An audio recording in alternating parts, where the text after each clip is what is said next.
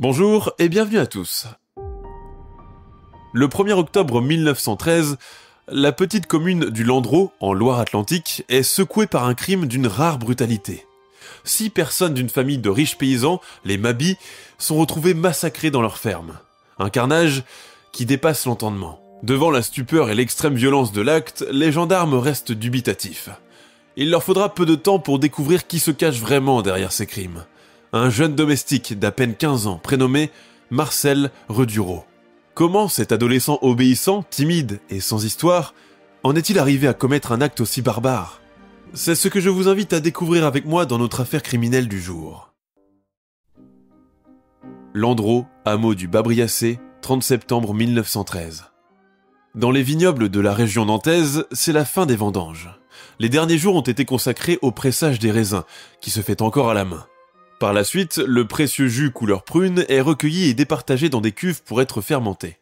Pour les vins blancs, le pressage intervient rapidement après la récolte pour éviter toute macération. La journée du 30 septembre 1913 est particulièrement douce et au coucher du soleil, on travaille encore dans le pressoir, éclairé par la lumière d'une lanterne. Les derniers tonneaux doivent être remplis, scellés et transportés à la cave. Dans la maison, Madame Mabie et sa servante Marie Dugast font de la couture en attendant que les hommes rentrent pour servir le dîner, pris en commun dans la grande salle. Les enfants, eux, sont déjà couchés.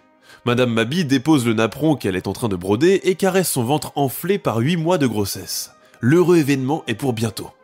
« J'espère que le docteur ne sera pas ivre comme la dernière fois », déclare la petite servante, en jetant un regard inquiet sur le ventre de sa patronne. « Je l'espère aussi, Marie », répond la concernée sur un ton grave. « Je vais aller réchauffer la soupe. » La soirée s'annonce agréable. Mais ce calme est de courte durée. Dans quelques instants, l'inattendu va se produire. Le lendemain, le jour vient à peine de se lever. Madame Durand, sa cruche à la main, s'en va comme chaque matin chercher du lait chez ses voisins, les Mabie. Mais en approchant de la ferme, elle est étonnée de trouver là le petit Pierre Mabie, 4 ans, assis tout seul devant le portail. Il pleure. « Où est ta maman ?» s'inquiète la paysanne. « Elle est à l'intérieur, elle est à plein de sang, » répond-il en hoquetant. Madame Mabie est bientôt à terme. Madame Durand pense alors qu'il s'agit d'un accouchement prématuré. J'espère que cela s'est bien passé au moins. Elle rentre chez elle. Elle reviendra plus tard pour prendre de ses nouvelles et voir comment elle va. Sur le chemin, Madame Durand croise le forgeron du village, Monsieur Gou. Elle ne peut s'empêcher de lui rapporter ce qu'elle vient de voir. Ce dernier, inquiet, décide d'aller vérifier à son tour. La porte de la maison est close.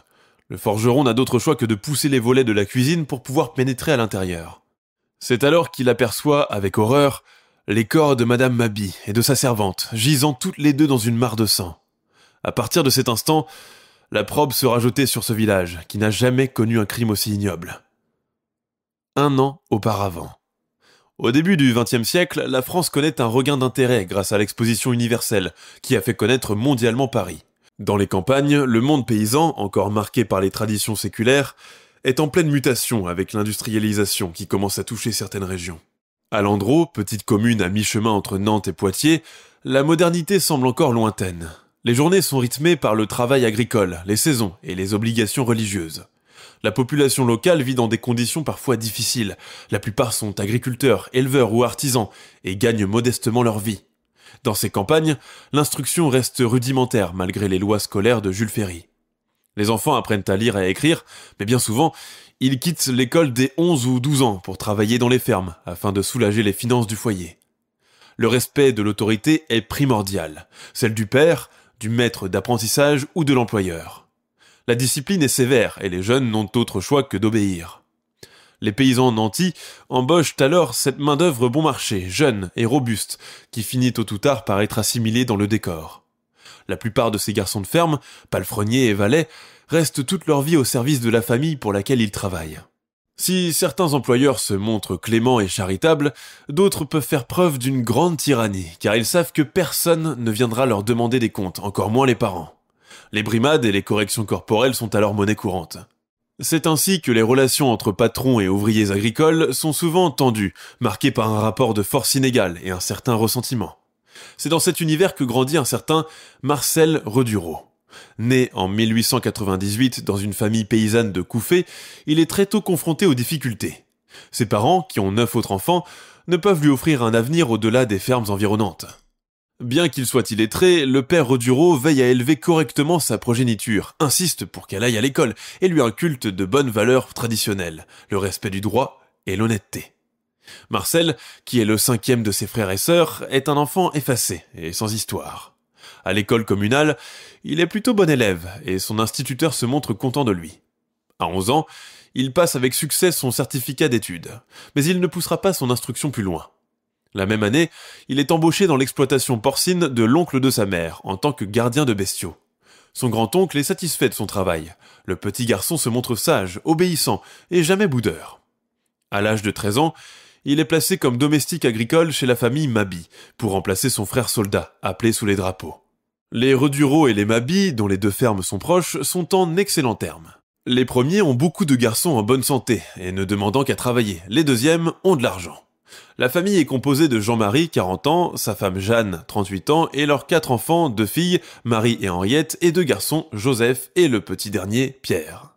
La grand-mère paternelle vit aussi avec eux.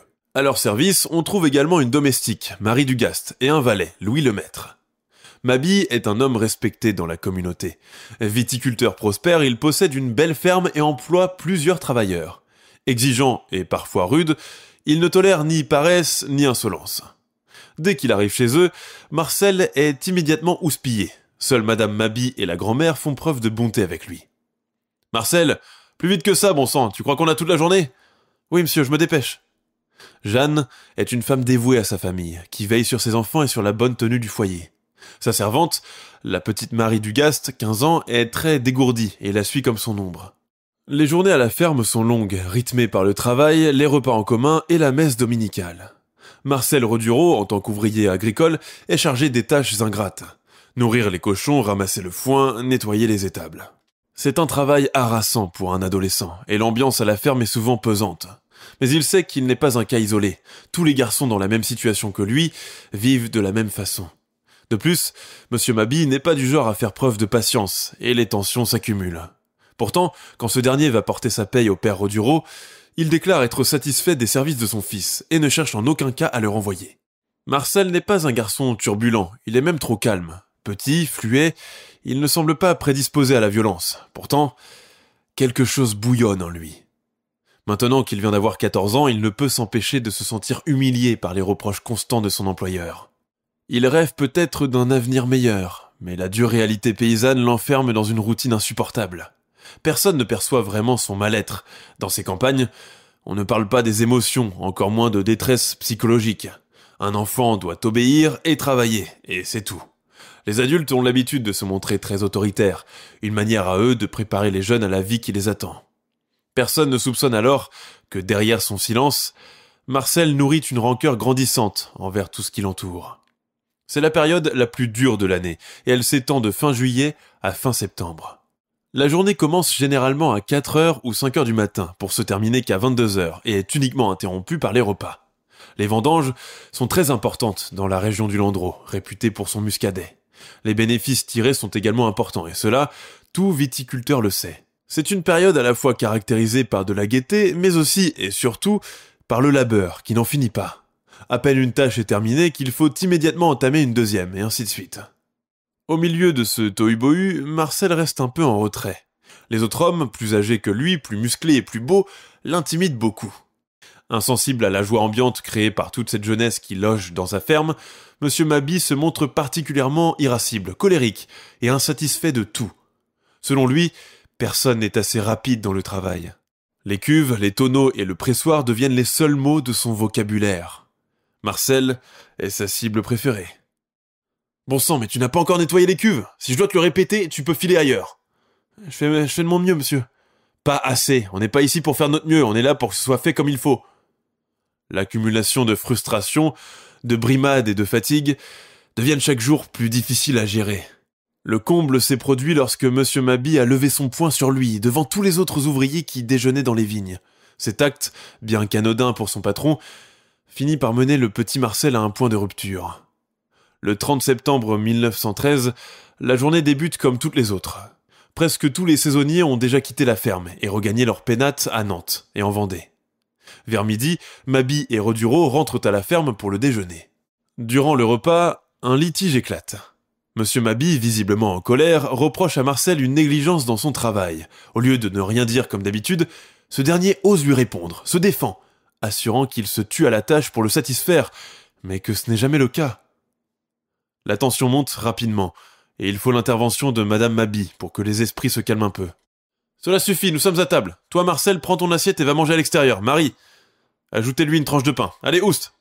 En début de soirée, Monsieur Maby, qui a complètement oublié l'altercation du déjeuner, ordonne à son domestique de le rejoindre au pressoir, afin de rassembler les derniers tonneaux. Ils y restent jusqu'à 22 heures. C'est alors que tout bascule. Dans un excès de fureur, Marcel s'empare d'une serpe posée non loin et assomme son employeur. Ce dernier s'effondre, mais Marcel continue de le frapper, s'acharnant sur son corps. Le sang se met à gicler, maculant les murs et le sol. La violence est extrême. Mais le carnage ne s'arrête pas là. Marcel réalise qu'il ne peut pas laisser de témoins. Il décide alors de rejoindre la maison et d'éventrer sa femme enceinte de 8 mois, d'égorger la servante Marie, de faire subir le même sort à la grand-mère de la famille et, comble de l'horreur, de guillotiner l'aîné des enfants, Marie, 8 ans, sa sœur Henriette, 7 ans, et de massacrer Joseph, le dernier-né de 2 ans. Il n'a laissé qu'un survivant, Pierre, 4 ans. En quelques minutes, la ferme Maby devient un charnier. Puis le silence retombe, troublé seulement par les bruits lointains des animaux dans les étables. Nous sommes le 1er octobre 1913. Madame Durand, qui vient chaque matin chercher son lait chez les Maby, est étonnée de trouver le petit Pierre tout seul devant la porte. Lorsqu'elle en parle à Monsieur Gou, le forgeron, ce dernier n'hésite pas à aller en éclaireur. Il est d'ailleurs le premier à découvrir le massacre. Quand les gendarmes arrivent sur les lieux, ils trouvent là les voisins attroupés. « Faites place !» hurle l'un des brigadiers. Lorsque lui et son collègue ressortent quelques minutes plus tard, leurs visages sont blêmes. À l'intérieur, le sang couvre le sol et les murs. Les corps mutilés témoignent de la sauvagerie de l'attaque. Hormis le petit Pierre, toute la famille a été décimée. Il est évident que le meurtrier s'est acharné sur eux avec une cruauté certaine.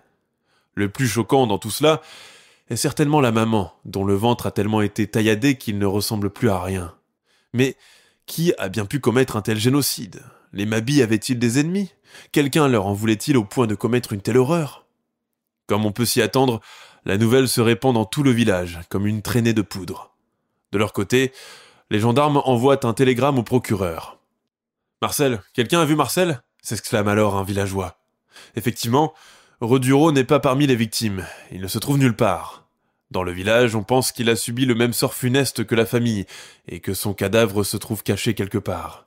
« Il faut absolument le trouver », suggère l'un des brigadiers. La ferme des Redureau se trouve à 500 mètres de celle des Maby. Quand les gendarmes arrivent chez eux, toujours pas de traces de l'adolescent.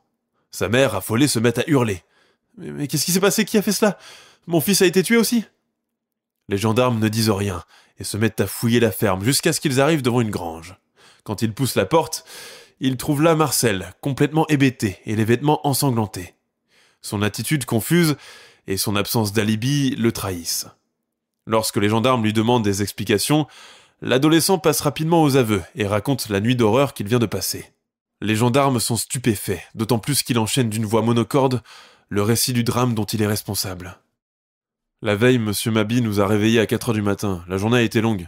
À la nuit tombée, nous étions encore au pressoir. Tandis qu'il poussait la barre qui actionne le vis de la presse, je l'aidais du haut de la cuve. Soudain, il s'est mis à me jeter des invectives, me traitant de feignant. Nous avons déjà eu un différend pendant la journée à cause de cela. Mon sang n'a fait qu'un tour. Je suis alors descendu de mon perchoir, j'ai saisi un pilon et asséné un grand coup sur son crâne. Il est tombé à la renverse. Il gémissait de douleur, il était blessé. Je voyais le sang lui sortir de l'arrière de la tête. Maintenant qu'il commence à reprendre graduellement ses esprits, il se rend compte de la gravité de son acte. Les pensées les plus noires commencent à le tourmenter. Il va se faire arrêter, passer en justice et se faire guillotiner, oh non! Malgré l'immense fatigue qu'il ressent, il est incapable de fermer l'œil. Au petit matin, il prend enfin une décision. Mettre fin à sa vie et en finir une bonne fois pour toutes. Il quitte alors la ferme des Maby et prend le chemin d'un étang. Il hésite pendant un petit moment, puis se déchausse, enlève sa veste et commence à avancer doucement vers la rive. Il avance dans l'eau froide jusqu'aux genoux, mais soudain, il se ravise. Il n'a pas le courage nécessaire pour aller plus loin. La noyade n'est donc pas la bonne solution. D'un bond, il revient sur la terre ferme, remet ses chaussures et fuit dans la campagne. Il décide alors d'aller se cacher dans la ferme de ses parents. Au fond du jardin se trouve une vieille bâtisse qui sert de grange. Autour de lui, le silence est opaque. Ses parents et ses frères et sœurs sont déjà en train de dormir. Marcel monte à l'étage et s'allonge sur de vieux sacs en jute. Vaincu par la fatigue, il s'endort. Roduro est un adolescent normal, sans handicap physique et mental. Il n'entretenait aucune haine, n'avait pas bu et n'était pas fatigué plus que de raison, n'avait pas non plus pu être intoxiqué par d'éventuelles vapeurs qui se seraient dégagées du pressoir dans lequel il travaillait ce jour-là avec son patron. Non, sa folie meurtrière se serait déclenchée après une remarque acerbe et injuste de Jean-Marie Maby, qui l'a traité de feignant.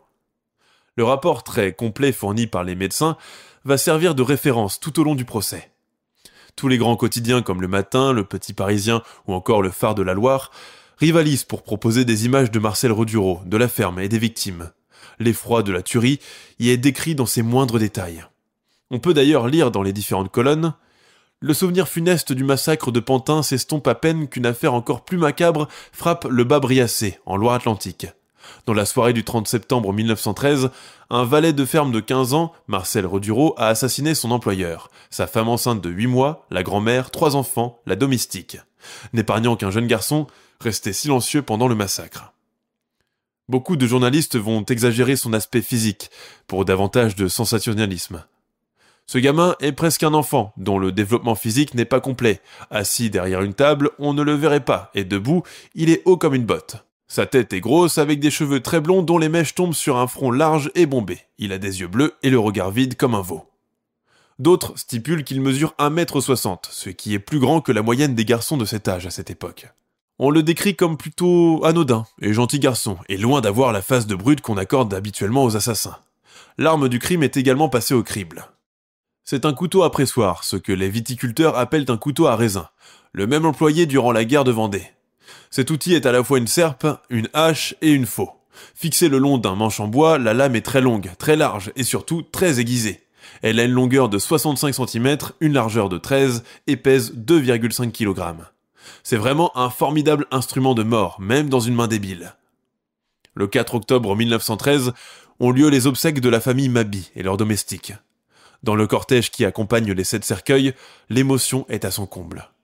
L'église du Landreau n'est pas assez grande pour contenir toute la foule venue assister à la cérémonie funéraire, ce qui fait que beaucoup sont contraints de rester dehors. Marcel Roduro est d'abord placé à la maison d'arrêt de Nantes, en attendant qu'une date soit fixée pour son procès. Le procès s'ouvre finalement le 3 mars 1914, aux Assises de Nantes, soit 6 mois après les faits. Tous les habitants du hameau du Bas-Briassais et des cantons voisins se sont déplacés pour l'occasion. Les débats se concentrent sur une question. Comment un jeune garçon sans antécédents violents a-t-il pu commettre un tel acte ? Les médecins aliénistes, appelés à témoigner, concluent que l'accusé ne souffre d'aucune forme de démence et était pleinement conscient de ce qu'il faisait, agissant sous l'impulsion d'une rage incontrôlée. Des gardiens de la maison d'arrêt témoignent qu'il a tenté de se suicider à plusieurs reprises, sans jamais réussir à aller au bout. « Qu'avez-vous à dire pour votre défense, Roduro ?» demande le juge. Dans son box, Marcel, tête baissée, marmonne sur un ton boudeur. « Le patron m'a mis en colère en me traitant de feignant et de maladroit. J'avais peur que la patronne vienne voir son mari dans le cellier. J'ai frappé la domestique parce qu'elle était avec la patronne. Et j'ai frappé les autres parce qu'ils criaient. Je n'ai pas touché au petit Pierre parce que il n'a rien dit et qu'il dormait. » Après les délibérations, le jury décide de retenir la préméditation et le discernement. L'adolescent est donc reconnu coupable des 7 assassinats. La justice ne fait preuve d'aucune clémence à son égard.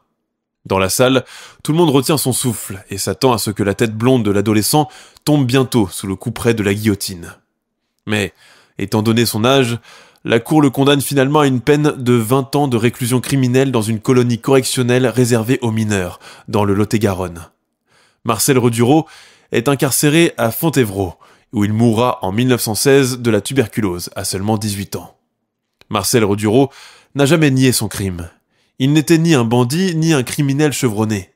Encore aujourd'hui, il est difficile de savoir si c'est la fatigue, le travail harassant ou l'injustice ressentie trop longtemps qui ont été la cause du déchaînement de toute cette violence. À une époque où les tueries de masse étaient rares, encore moins à la campagne, son histoire a défrayé la chronique et a marqué les esprits à long terme, alors que la France entrait dans la Première Guerre mondiale. 2 ouvrages sont consacrés à cette affaire. On peut citer D'écume et de sang de Christophe Bessler, paru en 2022, et L'affaire Duro, le crime de Babriacé de Sophie Victorien et Pierre Guillard.